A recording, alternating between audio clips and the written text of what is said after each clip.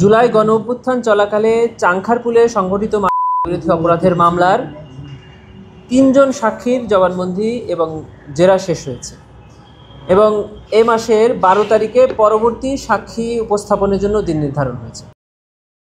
আমরা মনে করছি যে এই মামলার ঘটনার এবং এক্সপার্ট উইটনেস এক্সামিনেশন শেষ হয়েছে। আমরা আশা করছি যে ১২ তারিখে আমরা তদন্তকারী কর্মকর্তাকে সাক্ষী হিসাবে উপস্থাপনের মাধ্যমে এই মামলার সাক্ষ্য গ্রহণ সমাপ্ত করতে পারব। তারপরে এই মামলার আরেকটি ধাপই বাকি থাকবে, সেটি হলো যুক্তিতর্ক, তারপরে রায়ের তারিখ নির্ধারণ।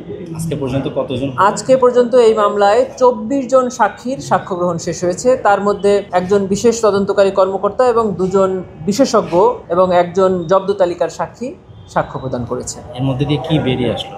এখান থেকে দেখা যাচ্ছে যে জুলাই গণ অভ্যুত্থান চলাকালে সাবেক প্রধানমন্ত্রী লেথাল উইপন ব্যবহার করে আইন শৃঙ্খলা বাহিনীকে যে নির্দেশনা প্রদান করেছিলেন ছাত্র জনতার উপরে গুলিবর্ষণের, তারই ফলশ্রুতিতে ৫ তারিখে চাংখারপুল এলাকায় ব্যবহার করে আইন শৃঙ্খলা বাহিনী গুলিবর্ষণ করে এবং ৬ জন ছাত্র জনতা সেখানে। এবং আপনারা দেখবেন যে প্রসিকিউশন তদন্তকালে তদন্ত সংস্থা যে তদন্ত প্রতিবেদন দিয়েছে সেখানে দেখা যাচ্ছে যে সেখানে প্রায় ৫০-এর অধিক আইনশৃঙ্খলা বাহিনী সেখানে নিয়োজিত ছিল এবং তাদের বেশিরভাগ আইনশৃঙ্খলা বাহিনী সেখানে পরিদর্শন করেছে। তার মধ্য থেকে মাত্র ৩ জন আইনশৃঙ্খলা বাহিনীর সদস্যকে এই মামলায় আসামি করা হয়েছে, যারা ওইখানে করেছেন।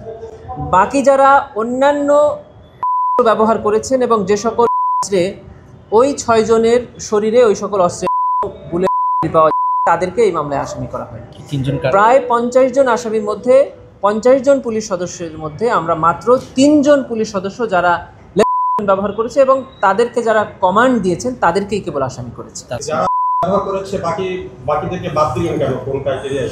তারা যে সকল ব্যবহার করেছে সেই সকল ওইখানে যারা হয়েছে তাদের শরীরে পাওয়া যায়নি এবং তাদের নিহত, এজন্য আমরা তাদেরকে বাদ দিয়েছি।